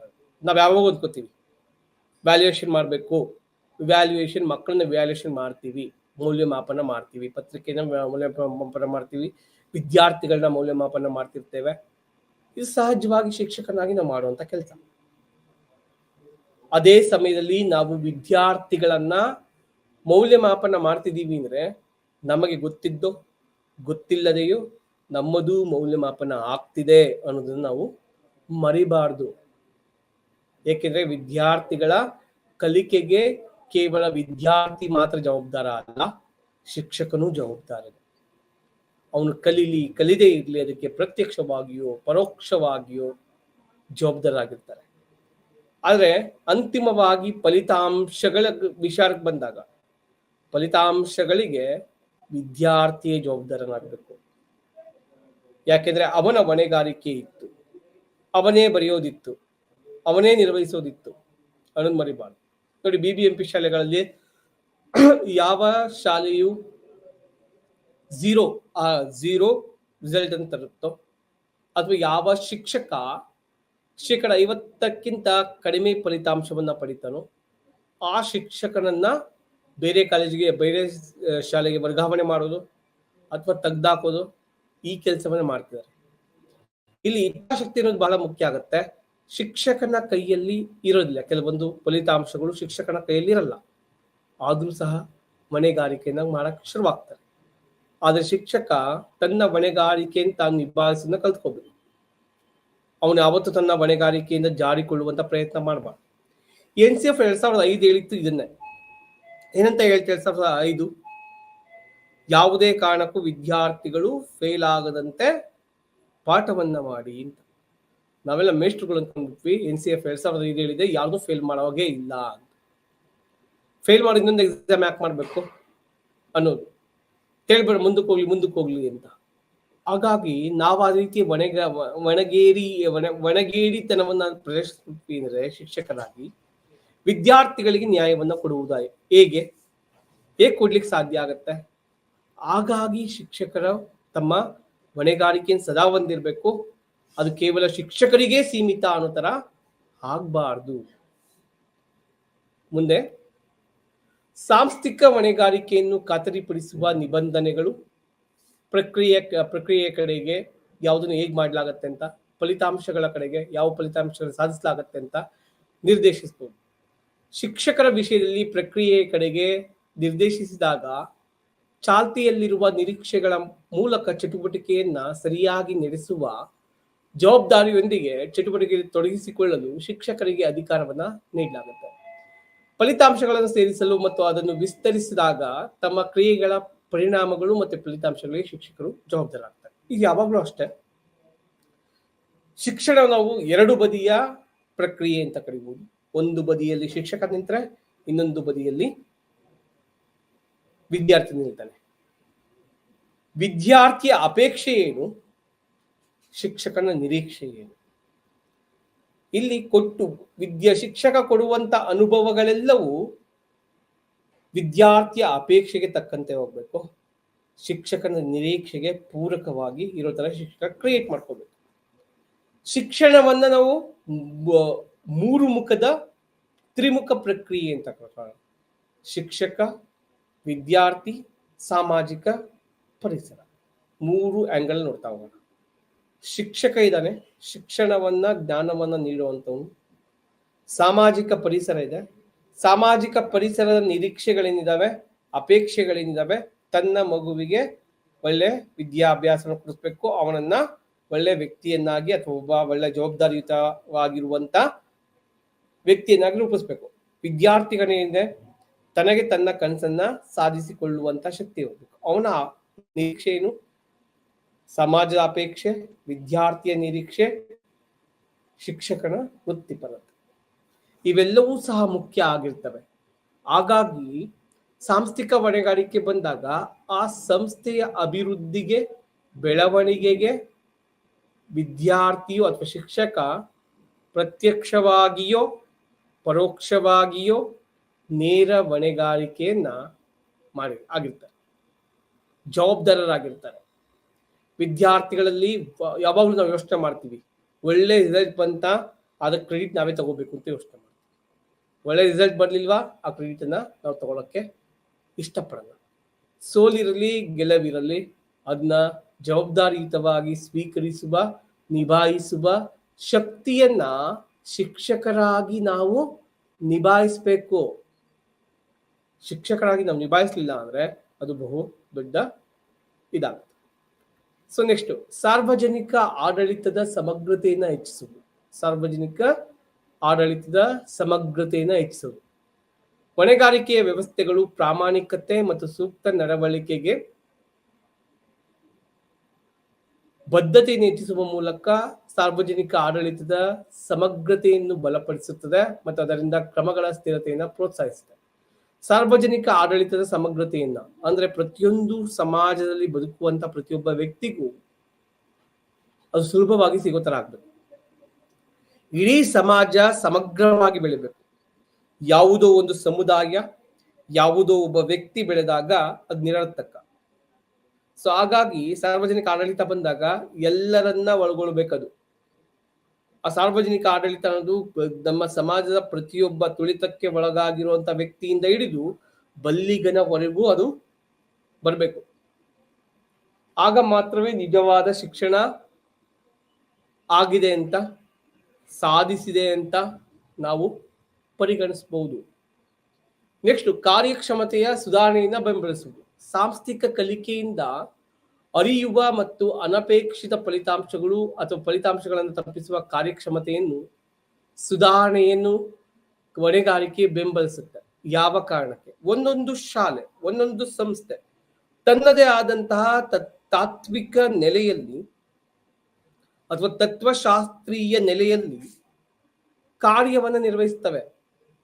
ಆ ತತ್ವಶಾಸ್ತ್ರೀಯ ನೆಲೆಯಲ್ಲಿ ಕಾರ್ಯವನ್ನು ನಿರ್ವಹಿಸುವಂತಹ ಫಲಿತಾಂಶಗಳು ಬಂದಾಗ ನಾನು ಯಾವ ನೆಲೆಯಲ್ಲಿ, ಒಂದು ಸಂಸ್ಥೆಯಾಗಿ ಯಾವ ನೆಲೆಯಲ್ಲಿ ಹಿಂದೆ ಇದ್ದೇನೆ, ನನ್ನ ಕಾರ್ಯಕ್ಷಮತೆಯ ಸುಧಾರಣೆ ಹೇಗಾಗ್ಲಿಕ್ಕೆ ಸಾಧ್ಯ, ಹೊಣೆಗಾರಿಕೆ ಹೇಗೆ ನಿಭಾಯಿಸ್ಲಿಕ್ಕೆ ಸಾಧ್ಯ, ಇವೆಲ್ಲವನ್ನ ನಾವು ನೋಡ್ಬೇಕಾಗತ್ತೆ. ಸೊ ಇದು ಬಹಳ ಮುಖ್ಯ ಆಗತ್ತೆ. ಕಾರ್ಯಕ್ಷಮತೆ ಪ್ರತಿಯೊಂದು ಒಂದು ಹಂತದಿಂದ ಇನ್ನೊಂದು ಹಂತಕ್ಕೆ ನಾವು ಏನನ್ನ ಮಾಡಿದ್ರೆ ನಮ್ಮ ಕಾರ್ಯಕ್ಷಮತೆ ಹೆಚ್ಚಾಗುತ್ತೆ. ನಾವು ಹೇಗೆ ನಡ್ಕೊಂಡ್ರೆ ಯಾವ ರೀತಿಯಾದ ಬದಲಾವಣೆಯನ್ನು ತರಬಹುದು, ಯಾವ ಮಾರ್ಪಾಡುಗಳನ್ನ ನಾವು ತಂದುಕೊಂಡ್ರೆ ನಮ್ಮ ಕಾರ್ಯಕ್ಷಮತೆ ಹೆಚ್ಚಾಗುತ್ತೆ. ಅದನ್ನು ಯಾಕೆ ತಂದುಕೊಳ್ಳಬೇಕು ಅನ್ನುವಂತ ವಿವೇಚನೆ ಇರಬೇಕು. ಆ ಹೊಣೆಗಾರಿಕೆ ಅನ್ನೋದು ಇರಬೇಕು. ನಮ್ಮ ಸೋಲು ಗೆಲುವುಗಳನ್ನ ಒಪ್ಪಿಕೊಳ್ಳುವಂತ ಶಕ್ತಿ, ಸಾವಧಾನತೆ ನಮ್ಮಲ್ಲಿ ಬರಬೇಕು. ಇದು ಹೊಣೆಗಾರಿಕೆಯನ್ನ ಬೆಂಬಲಿಸುತ್ತೆ. ಸಾರ್ವಜನಿಕ ಆಡಳಿತದ ಸಮ್ಮತತೆಯನ್ನು ನಿರ್ವಹಿಸುವುದು ಮತ್ತು ಪತ್ತೆ ಹಚ್ಚುವುದು. ಈ ಎರಡು ಕ್ಷೇತ್ರಗಳನ್ನ ನೋಡ್ತಾ ಬರೋಣ.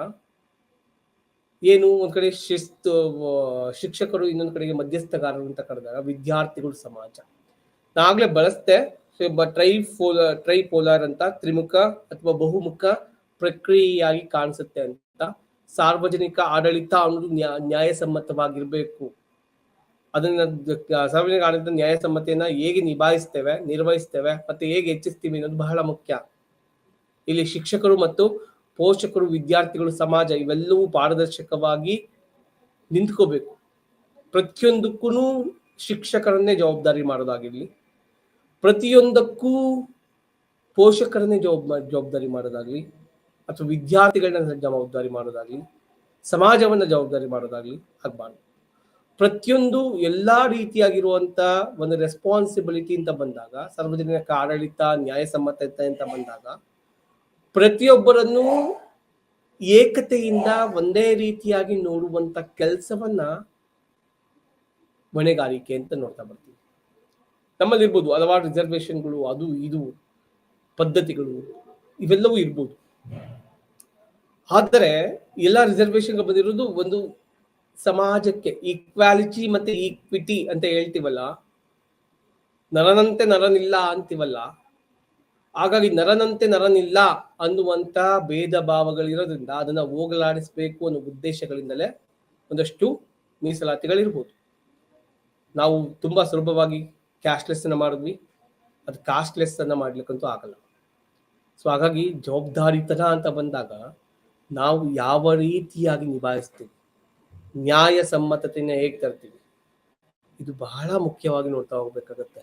ಹಾಗೆ ವಿದ್ಯಾರ್ಥಿಗಳು ಅಂತ ಬಂದಾಗ, ಪೋಷಕರು ಅಂತ ಬಂದಾಗ, ಸಮಾಜ ಅಂತ ಬಂದಾಗ ಆ ಉತ್ತರದಾಯಿತ್ವವನ್ನ ನಾವು ಹೊಣೆಗಾರಿಕೆಯಾಗಿ ನೋಡ್ಬೇಕು. ನಾವು ಅದರ ಜವಾಬ್ದಾರಿಗಳನ್ನ ತಗೋಬೇಕು ಅಲ್ವಾ.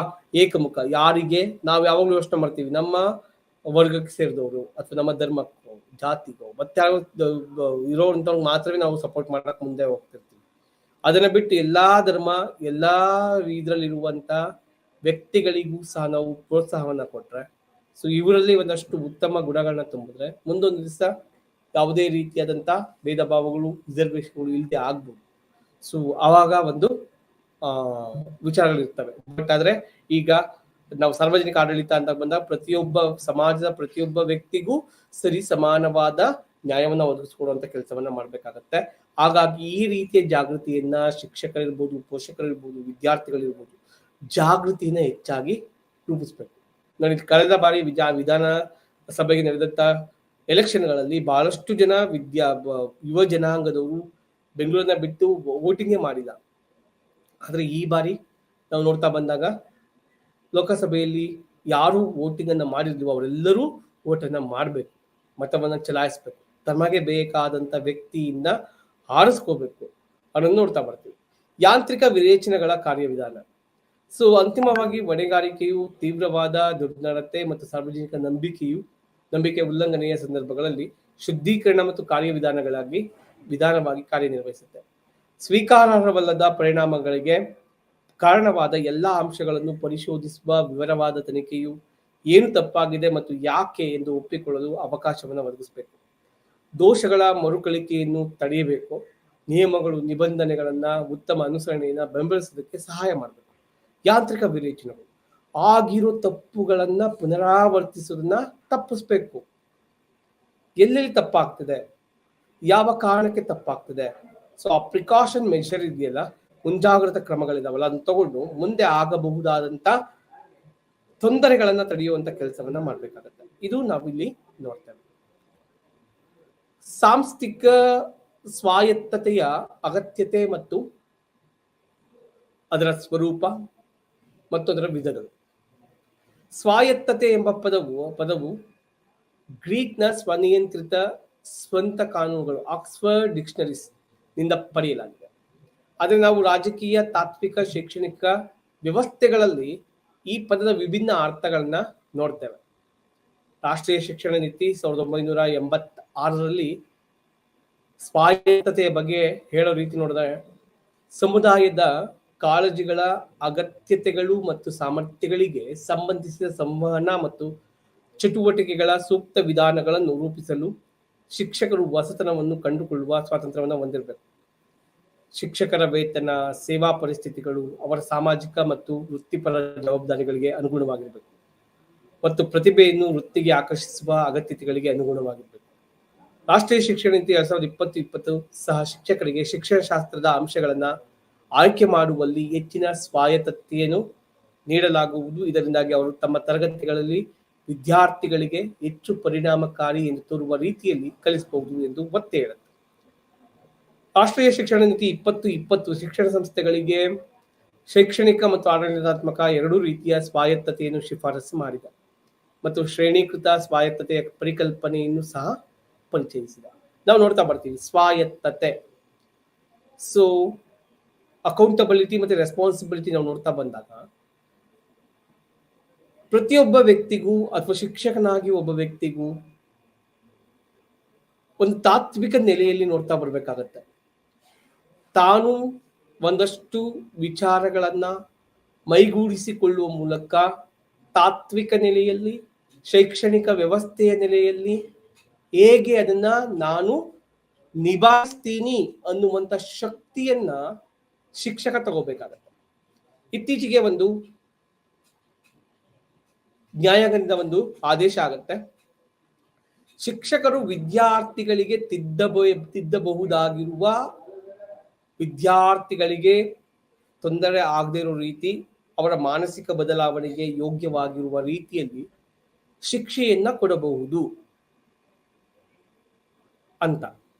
ಇದುವರೆಗೂ ನಾವು ನೋಡ್ತಾ ವಿದ್ಯಾರ್ಥಿಗಳು ಹೊಡೆಯೋ ಆಗಿಲ್ಲ, ಬೈಯೋ ಆಗಿಲ್ಲ, ಅನ್ನೋ ಆಗಿಲ್ಲ, ತಿದ್ದೋ ಆಗಿಲ್ಲ, ಕೈ ಮುಗಿದು ಹೋದಪ್ಪ ಅನ್ನೋ ರೀತಿ ಇದ್ದ ಶಿಕ್ಷಕ ವಿದ್ಯಾರ್ಥಿಗಳ ಧನಾತ್ಮಕ ಬದಲಾವಣೆಗಾಗಿ ಸ್ವಲ್ಪ ಶಿಕ್ಷೆಯನ್ನು ಕೊಟ್ಟರೆ ತಪ್ಪಲ್ಲ ಅಂತ ನ್ಯಾಯಾಂಗ ವ್ಯವಸ್ಥೆಯೇ ಆದೇಶವನ್ನ ನೀಡಿದೆ.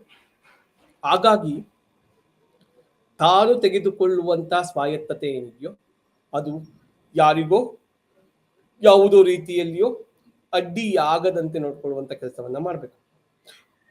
ರಾಷ್ಟ್ರೀಯ ಶಿಕ್ಷಣ ನೀತಿ 86ರಲ್ಲಿ ಸಮುದಾಯದ ಕಾಳಜಿಗಳ ಅಗತ್ಯತೆಗಳು ಸಾಮರ್ಥ್ಯಗಳಿಗೆ ಸಂಬಂಧಿಸಿದ ಸಂವಹನ ಮತ್ತು ಚಟುವಟಿಕೆಗಳ ಸೂಕ್ತ ವಿಧಾನಗಳನ್ನು ರೂಪಿಸಲು ಶಿಕ್ಷಕರು ಹೊಸತನವನ್ನ ಕಂಡುಕೊಳ್ಳುವ ಸ್ವಾತಂತ್ರ್ಯವನ್ನ ಹೊಂದಿರಬೇಕು ಅಂತ ಅನ್ನುತ್ತೆ. ತಾನು ಏನನ್ನ ನನ್ನ ತರಗತಿಗೆ ಹೋದಾಗ ನನ್ನ ತರಗತಿ ಅಪೇಕ್ಷೆ ಏನು, ಅದೇನನ್ನ ಬಯಸ್ತಿದೆ, ಏನ್ ಮಾಡ್ಬೇಕಿದೆ, ಇವೆಲ್ಲವನ್ನ ನೋಡ್ತೀವಿ ನೋಡಿ. ಅದಕ್ಕೆ ಪಿ ಮೋಸ್ಟ್ ಅನ್ನೋದು ಬಂತು, primary school teacher blackboard scheme ಬಂತು, ಪಿ ಮೋಸ್ಟ್ ಸ್ಕೀಮ್ ಬಂತು, SOPT ಸ್ಕೀಮ್ ಬಂತು. ರಾಷ್ಟ್ರೀಯ ಶಿಕ್ಷಣ ನೀತಿಯ ಪ್ರಕಾರ ಕಪ್ಪೊಲಗೆಯ ಕಾರ್ಯಕ್ರಮ, ಪ್ರಾಥಮಿಕ ಶಿಕ್ಷಕರಿಗೆ ಪಿ ಮೋಸ್ಟ್, ಪ್ರಾಥಮಿಕ ಶಿಕ್ಷಕರಿಗೆ ಬೇಕಾಗಿರುವಂತ ಓರಿಯೆಂಟೇಷನ್ ಮತ್ತೆ ರಿಸರ್ಚ್ಗೆ, ಟ್ರೈನಿಂಗ್ಗೆ ಕಾರ್ಯಕ್ರಮಗಳನ್ನು ರೂಪಿಸ್ತಾ ಹೋಯಿತು. ಸೊ ಹೀಗೆ ಬೇರೆ ಬೇರೆ ಕಾರ್ಯಕ್ರಮಗಳನ್ನು ತಂದು ಶಿಕ್ಷಕರು ತಮ್ಮನ್ನು ತಾವು ಉತ್ಕೃಷ್ಟಗೊಳಿಸ್ಕೊಳ್ಳೋದಕ್ಕೆ ಸಾಧ್ಯ ಆಗಬೇಕು ಅಂತ ಯೋಚನೆ ಮಾಡ್ತಾರೆ. ಶಿಕ್ಷಕರ ವೇತನ, ಸೇವಾ ಪರಿಸ್ಥಿತಿಗಳು ಅವರ ಸಾಮಾಜಿಕ ಮತ್ತು ವೃತ್ತಿಪರ ಜವಾಬ್ದಾರಿಗಳಿಗೆ ಅನುಗುಣವಾಗಿರಬೇಕು ಮತ್ತು ಪ್ರತಿಭೆಯನ್ನ ವೃತ್ತಿಗೆ ಆಕರ್ಷಿಸುವ ಅಗತ್ಯತೆಗಳಿಗೆ ಅನುಗುಣವಾಗಿರಬೇಕು ಅಂತ ಹೇಳುತ್ತೆ. ಶಿಕ್ಷಕರ ವೇತನ ಮತ್ತು ಸೇವಾ ಪರಿಸ್ಥಿತಿಗಳು ಸಾಮಾಜಿಕ ಮತ್ತು ವೃತ್ತಿಪರ ಜವಾಬ್ದಾರಿಗಳಿಗೆ ಅನುಗುಣವಾಗಿರಬೇಕು. ಶಿಕ್ಷಕರ ವೇತನ ಮತ್ತು ಸೇವಾ ಪರಿಸ್ಥಿತಿಗಳು ಹೇಗಿದೆ, ಅವರ ಸಾಮಾಜಿಕ ವೃತ್ತಿಪರ ಜವಾಬ್ದಾರಿಗಳು ಹೇಗಿದ್ದಾವೆ, ಪ್ರತಿಭೆಯನ್ನ ವೃತ್ತಿಗೆ ಆಕರ್ಷಿಸುವ ಅಗತ್ಯತೆಗಳೇನು. ಸೊ ಇವೆಲ್ಲವೂ ಶಿಕ್ಷಕ ಕೌಶಲ್ಯ ಪೂರಿತನಾಗಿದ್ರೆ ವಿದ್ಯಾರ್ಥಿಗಳಲ್ಲಿ ಕೌಶಲ್ಯವನ್ನ ಮೂಡಿಸೋದು, ಬೆಳೆಸೋದು ತುಂಬಾ ಸುಲಭ ಆಗುತ್ತೆ. ಹಾಗಾಗಿ ತನ್ನ ಕೌಶಲ್ಯಗಳನ್ನ ವಿದ್ಯಾರ್ಥಿಗಳಾಗಿ ಮೂಡಿಸ್ಬೇಕು ಅಂದಾಗ, ವಿದ್ಯಾರ್ಥಿಗಳಿಗೆ ತರಬೇಕು ಅಂದಾಗ ತನ್ನಲ್ಲಿರುವಂತಹ ಜವಾಬ್ದಾರಿಗಳಿಗೆ, ತನ್ನಲ್ಲಿರುವಂತಹ ಅಪೇಕ್ಷೆ ನಿರೀಕ್ಷೆಗಳಿಗೆ ತಕ್ಕಂತೆ ಶಿಕ್ಷಕ ವರ್ತಿಸ್ಬೇಕಾಗತ್ತೆ. ನಾನು ವಿದ್ಯಾರ್ಥಿಗಳಿಂದ ಏನನ್ನೋ ನಿರೀಕ್ಷೆ ಮಾಡ್ತೀನಿ ಎಂದಾಗ ವಿದ್ಯಾರ್ಥಿಗಳ ನಿರೀಕ್ಷೆಗೆ, ಅಪೇಕ್ಷೆಗೆ ತಕ್ಕಂತೆ ತನ್ನನ್ನು ತಾನು ಸಜ್ಜುಗೊಳಿಸಿಕೊಳ್ಳುವಂತಹ ಶಕ್ತಿ, ಪ್ರತಿಭೆಯನ್ನ ಶಿಕ್ಷಕ ಅಳವಡಿಸ್ಕೋಬೇಕು, ಬೆಳೆಸ್ಕೋಬೇಕು. ಅದು ಬಹಳ ಮುಖ್ಯ.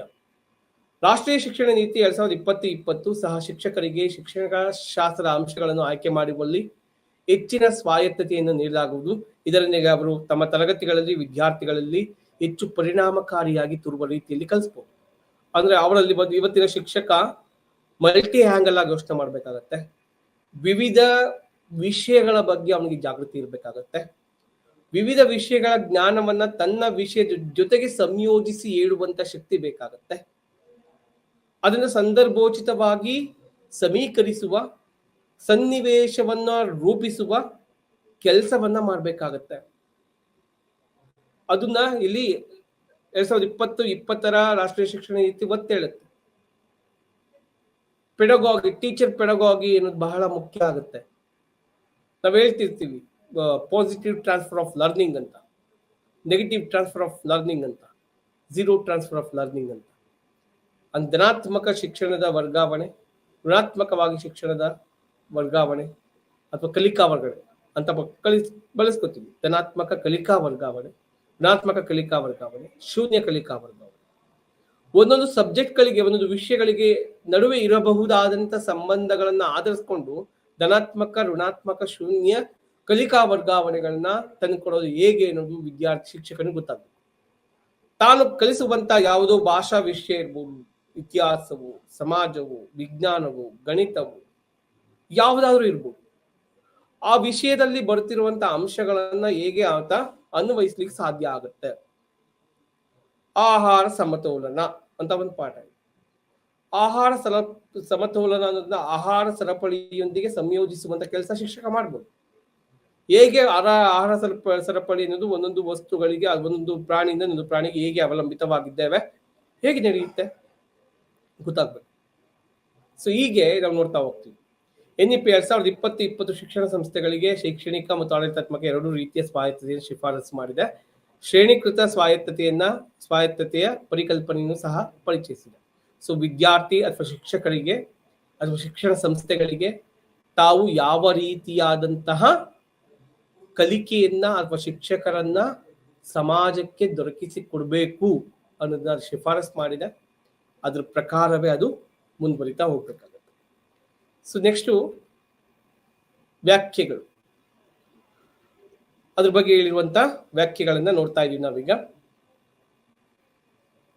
ಕೊನೆಯಲ್ಲಿ ಸ್ವಾಯತ್ತತೆ ಎಂದರೆ ಆ ಸ್ವಾತಂತ್ರ್ಯ ಮತ್ತು ಆಲೋಚನೆಗಳು, ಕಲಿಕೆ ಮತ್ತು ಯುಕ್ತತೆ ಹೊಂದಿರುವ ವ್ಯಕ್ತಿಗಳನ್ನು ಸೃಜನಶೀಲತೆ, ಚಿಂತನೆ ಮತ್ತು ವಿಚಾರಗಳನ್ನು ಅನ್ವೇಷಿಸುವ ರೀತಿಯಲ್ಲಿ ಇತರರಿಂದ ಭಿನ್ನವಾಗಿರುವಂತೆ ಮಾಡುತ್ತೆ.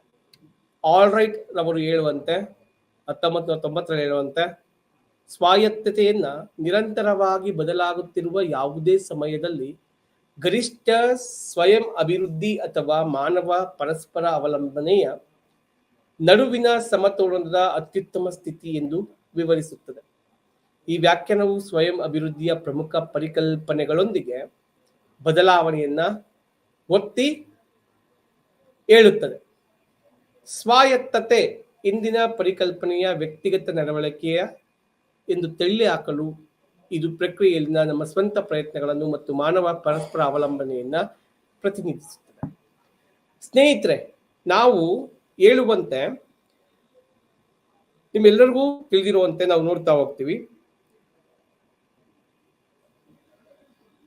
ಕೊನೆಯಲ್ಲಿ ಹೇಳ್ಬೇಕಾದ್ರೆ ಸ್ವಾಯತ್ತತೆಯನ್ನ ಸ್ವಾತಂತ್ರ್ಯದ ಮತ್ತು ಆಲೋಚನೆಗಳು, ಕಲಿಕೆಯ ಪ್ರಕ್ರಿಯೆಗಳು ಮುಕ್ತತೆ ಹೊಂದಿರಬೇಕು. ವ್ಯಕ್ತಿಗಳ ಸೃಜನಶೀಲತೆಯನ್ನ, ಚಿಂತನೆಗಳನ್ನ, ವಿಚಾರಗಳನ್ನ ಅನ್ವೇಷಿಸುವ ರೀತಿಯಲ್ಲಿ ಭಿನ್ನವಾಗಿರ್ಬೇಕು ಅಂತ ಬಳಸ್ತಾರೆ.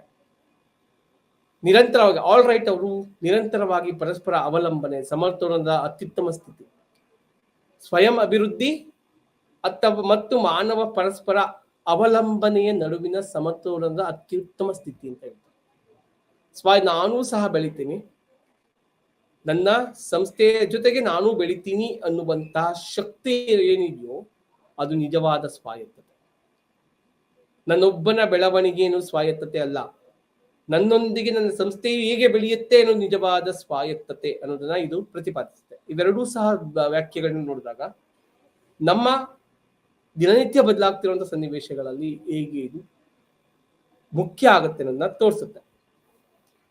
ಸ್ವಾಯತ್ತತೆ ವ್ಯಾಪಕವಾಗಿ ಬಳಸಲಾಗುವ ಪರಿಕಲ್ಪನೆಯಾಗಿದೆ ಮತ್ತು ಬಾಹ್ಯ ನಿಯಂತ್ರಣವಿಲ್ಲದೆ ಕ್ರಿಯಾತ್ಮಕ ಸ್ವಾತಂತ್ರ್ಯವನ್ನು ಒದಗಿಸುವ ಮೂಲಕ ಸಂಸ್ಥೆಗಳ ನಿರ್ಧಾರ ತೆಗೆದುಕೊಳ್ಳುವ ಪ್ರಕ್ರಿಯೆಯನ್ನ ವಿಕೇಂದ್ರೀಕರಿಸುವ ಉದ್ದೇಶವನ್ನ ಹೊಂದಿದೆ. ಸ್ವಾಯತ್ತತೆ ಎಂದಾಗ ಏನಾಗುತ್ತೆ, ನಿರ್ಧಾರ ತೆಗೆದುಕೊಳ್ಳುವ ಪ್ರಕ್ರಿಯೆಯನ್ನ ನಾವು ಸಂಸ್ಥೆಯ ವ್ಯಾಪ್ತಿಗೆ ಒಳಪಟ್ಟು ಸಂಸ್ಥೆಗೆ ಯಾವುದೇ ರೀತಿಯ ತೊಡಕು ಆಗದೇ ಇರೋ ರೀತಿ ನೋಡಿಕೊಂಡು ನಾನು ಒಂದಷ್ಟು ಕ್ರಿಯಾತ್ಮಕವಾಗಿರೋ ನಿರ್ಧಾರಗಳನ್ನ ತೆಗೆದುಕೊಳ್ಳಕ್ಕೆ ನನ್ನನ್ನ ಸಜ್ಜುಗೊಳಿಸುವಂತ ಶಕ್ತಿ ಏನಿದೆಯೋ ಅದು ಸ್ವಾಯತ್ತತೆ ಅಂತ.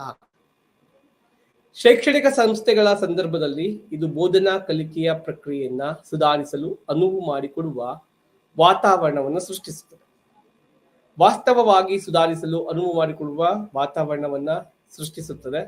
ವಾಸ್ತವವಾಗಿ ಸ್ವಾಯತ್ತತೆ ಮತ್ತು ಹೊಣೆಗಾರಿಕೆ ಪರಸ್ಪರ ಪ್ರೇರಕ ಮತ್ತು ಪೂರಕವಾಗಿವೆ. ಒಬ್ಬ ವ್ಯಕ್ತಿ ಅಥವಾ ಶಿಕ್ಷಕರಿಗೆ ಕಾರ್ಯನಿರ್ವಹಿಸಲು ಸ್ವಾಯತ್ತತೆಯನ್ನು ನೀಡಲಾಗಿದೆ ಎಂದು ನಾವು ಖಚಿತಪಡಿಸಿಕೊಳ್ಳದ ಹೊರತು ಅವರನ್ನು ಹೊಣೆಗಾರನನ್ನಾಗಿ ಮಾಡಲು ಸಾಧ್ಯವಿಲ್ಲ. ಸಂಸ್ಥೆಗಳ ಸ್ವಾಯತ್ತತೆ ವಿಶಾಲವಾಗಿ ಒತ್ತಿ ಹೇಳುತ್ತದೆ ಎಂದು ಸಂಸ್ಥೆಗಳ ಸ್ವಾಯತ್ತತೆ ಯಾವಾಗಲೂ ಹೇಳುವಂತ ವಿಷಯ ನೋಡ್ತೀವಿ. ಅಂದ್ರೆ ಒಂದಷ್ಟು ಸ್ವಾತಂತ್ರ್ಯವನ್ನ ಶಿಕ್ಷಕರಿಗೆ ನಾವು ಕೊಡದೆ ಅಥವಾ ನೀಡದೆ ಅವರಿಂದ ಏನನ್ನು ಅಪೇಕ್ಷೆ ಪಡ್ತೀವಿ ಅನ್ನೋದು ಸರಿಯಲ್ಲ. ನಾವು ಜವಾಬ್ದಾರಿಯನ್ನು ಎಷ್ಟು ಕೊಡ್ತೀವೋ, ಹೊಣೆಗಾರಿಕೆಯನ್ನಾಗಿ ಎಷ್ಟು ಮಾಡೋ ಪ್ರಯತ್ನ ಪಡ್ತೀವೋ ಅವರಿಗೆ ಒಂದಷ್ಟು ಸ್ವಾತಂತ್ರ್ಯವನ್ನು ಕೊಡಬೇಕು. ತಮ್ಮ ಬೋಧನಾ ಶೈಲಿಯಲ್ಲಿರ್ಬೋದು, ತಮಗೆ ಬೇಕಾಗಿರುವಂತ ಒಂದಷ್ಟು ಸಮಯದ ಸ್ವಾತಂತ್ರ್ಯವನ್ನ ಶಿಕ್ಷಕರಿಗೆ ಒದಗಿಸಿಕೊಟ್ಟಾಗ ಏನಾಗುತ್ತೆ, ಅವರಲ್ಲಿ ತಾವು ಏನನ್ನ ಮಾಡ್ಬೇಕಿದೆ, ಏನನ್ನ ಕಲಿಸ್ಬೇಕಿದೆ ಅನ್ನೋದು ಅವ್ರಿಗೆ ಸ್ಪಷ್ಟತೆ. ಆವಾಗ ಅವರು ನ್ಯಾಯವನ್ನ ಒದಗಿಸ್ಲಿಕ್ಕೆ ಸಾಧ್ಯ ಆಗುತ್ತೆ ಅನ್ನೋದು ನೀವು ನೋಡ್ಬೋದು. ಶೈಕ್ಷಣಿಕ ಬಂದ ಸಂಸ್ಥೆ ಸ್ವಾಯತ್ತ ವಿಷಯದ ಬಗ್ಗೆ ಹೇಳೋದಾದ್ರೆ ನಾವು ನೋಡಿದ್ರೆ, ಶೈಕ್ಷಣಿಕ ಉತ್ಕೃಷ್ಟತೆಯನ್ನು ಸಾಧಿಸಲು ಕಾರ್ಯನಿರ್ವಹಿಸುವ ಸ್ವಾತಂತ್ರ್ಯ. ಅವರ ಉದ್ದೇಶ ಒಂದೇ, ಶೈಕ್ಷಣಿಕ ಉತ್ಕೃಷ್ಟತೆಯನ್ನ ಹೆಚ್ಚು ಮಾಡಬೇಕು ಅಂತ. ಸಂಸ್ಥೆಯನ್ನು ತನ್ನದೇ ಆದ ನಿಯಮಗಳು ನಿಬಂಧನೆಗಳ ಮೂಲಕ ನಿರ್ವಹಿಸುವ ಸ್ವಾತಂತ್ರ್ಯ. ಅಂತಹ ಸ್ವಾಯತ್ತತೆಯ ಬಗ್ಗೆ ಇದು ಪೂರ್ಣವಾಗಿ ಮಾರ್ಪಡುತ್ತೆ. ಸೊ ಸ್ನೇಹಿತರೆ, ನಾನು ಇಲ್ಲಿಗೆ ಇವತ್ತಿನ ತರಗತಿ ನಿಲ್ಲಿಸ್ತಿದ್ದೀನಿ. ನಾವು ಮುಂದಿನ ತರಗತಿಯಲ್ಲಿ ನಾವು ಇಲ್ಲಿಂದನೇ ಶುರು ಮಾಡೋಣ. ಇದೇ ವಿಷಯಗಳನ್ನ ಇಟ್ಕೊಂಡು ನಾವು ಮುಂದೆ ಹೋಗೋದಕ್ಕಿಂತ ಪ್ರಯತ್ನವನ್ನ ಮಾಡೋಣ. ಧನ್ಯವಾದಗಳು.